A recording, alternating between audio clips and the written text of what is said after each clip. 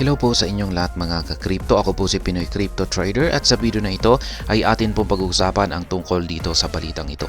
Kung saan ang BlackRock daw po ay magbabawas po sila ng 600 na jobs or 600 na trabaho habang inaasahan po nila ang magaganap na approval ng kanilang spot Bitcoin ETF dito sa paparating na araw ng Wednesday. Bukas na po yan.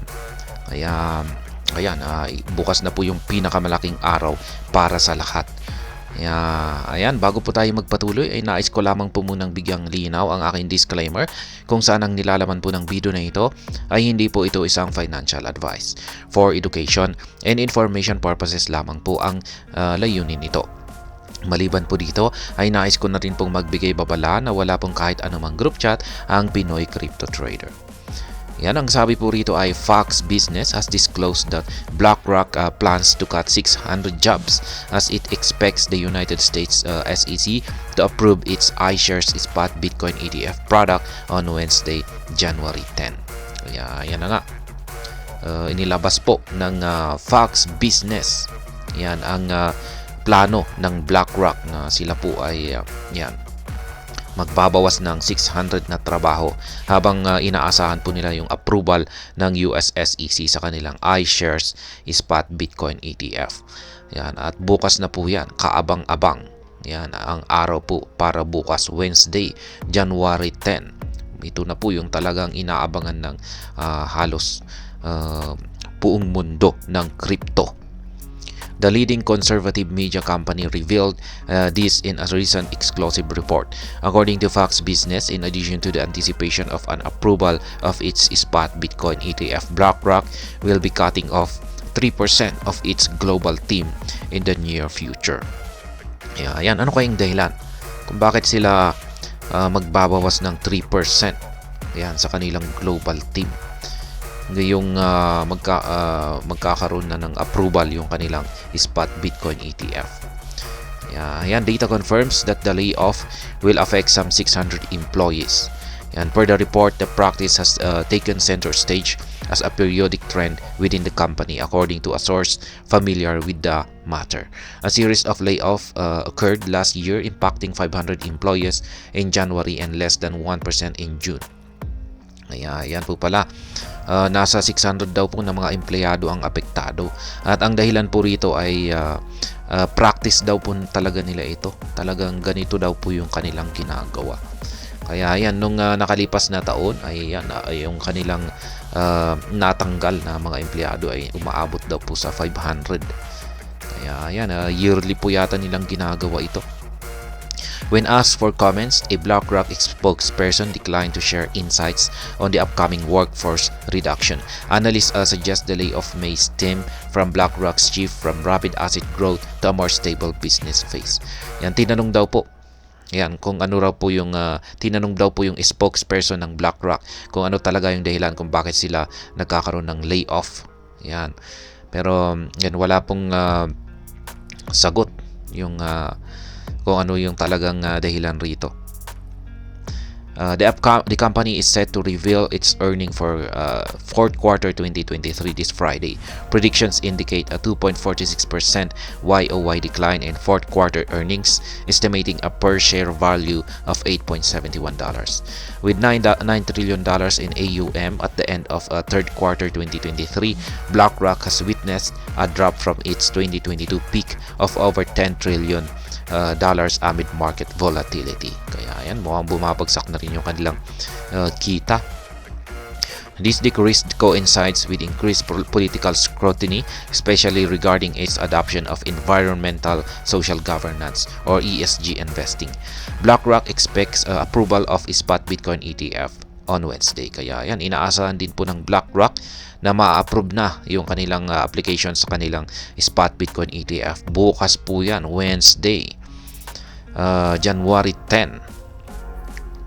The planned round of layoff comes amid the asset manager's expectation of an ETF approval.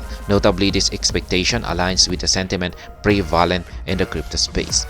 However, it contrasts a recent report from Matrixport which predicted that the SEC would deny all ETF filings this month. Kaya yan, contradict na rin po ito sa report naman na inilabas ng Matrixport, kung saan ay ayon po kay Matrixport ay madi-deny daw po lahat ng application ng mga ETF ngayong buwan na ito. Kaya itong si Matrixport, ito po yung nagdulot nung inilabas nila yung balita na ito, ay ito po yung nagdulot ng takot sa mga investors at saka mga traders, kaya bigla pong bumagsak itong si Bitcoin. Kaya yan, siya po yung parang naging dahilan dito na sinasabi po ng mga market analyst, yung kanyang inilabas na prediction na madi-deny daw po lahat ng mga ETF filings ngayong buwan na ito. Pero hindi po natin alam, malay natin baka magkatotoo yan.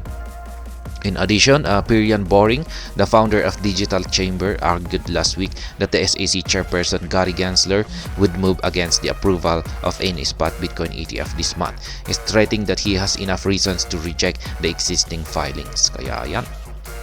Ayun daw po kay Ginoong Gary Gensler, siya po ang chairman ng SEC, ay meron daw po siyang maraming dahilan para i-reject ang mga existing na mga application ng mga spot Bitcoin ETF ngayon. However, most industry experts believe an approval is imminent. Former SEC Chair Jay Clayton asserted last September that the agency is poised to approve the product. JP Morgan analysts also predict a similar outcome of the decision. Ayan, may ilang mga industry expert naman na naniniwala daw na napakalapit na ang approval ng spot BTC ETF ng mga US SEC. Kaya yan. In anticipation of the SEC's decision, BlackRock and other asset managers looking to launch the spot Bitcoin ETF have continued to make preparations for the trading of the product. Notably, they have submitted Form 8-A filings with the SEC and appointed authorized participants. According to the recent Fox Business reports, should BlackRock secure the much-anticipated approval, it would mark the first time the US SEC is giving the green light to allow the trading of an investment vehicle which directly tracks the premier crypto asset. Kaya yan, kung sakaling ang US SEC ay inaprubahan po ang application ni BlackRock, ay ito raw po yung magiging kauna-unahan na trading investment vehicle na yan, directly po na nakatrack sa premier crypto asset. Several industry commentators have projected that this pivotal development could spark the next bull run, triggering massive institutional demand for Bitcoin and bolstering adoption for the digital asset as a legitimate store of value. Kaya yan, kung sakaling magkakaroon daw po ng approval ang mga spot Bitcoin ETF, ay marami pong mga industry commentators ang naniniwala na ito raw ay magdudulot ng isang matinding bull run. Yan.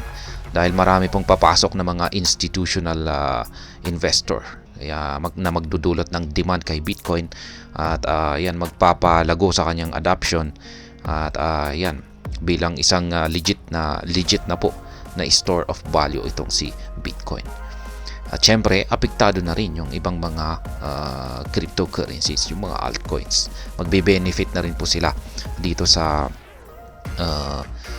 paglago ni Bitcoin. Kaya yan, hanggang dito na lamang po tayo sa video na ito. Sana po ay inyong nagustuhan ang aking paliwanag dito.